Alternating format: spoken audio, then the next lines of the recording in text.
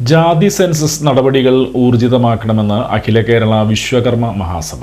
ജാതി അടിസ്ഥാനത്തിലുള്ള സെൻസസിന്റെ നടപടികൾ വേഗത്തിലാക്കി ജനസംഖ്യാനുപാതികമായി ആനുകൂല്യങ്ങളും സംവരണ മാനദണ്ഡവും പരിഷ്കരിച്ച് നടപ്പിൽ വരുത്തണമെന്ന് അഖില കേരള വിശ്വകർമ്മ മഹാസഭ ജില്ലാ സെക്രട്ടറി ശശി പയ്യനും ആവശ്യപ്പെട്ടു. ശ്രീനാരായണപുരം ശാഖ സംഘടിപ്പിച്ച കുടുംബ സംഗമം ഉദ്ഘാടനം ചെയ്ത് സംസാരിക്കുകയായിരുന്നു അദ്ദേഹം.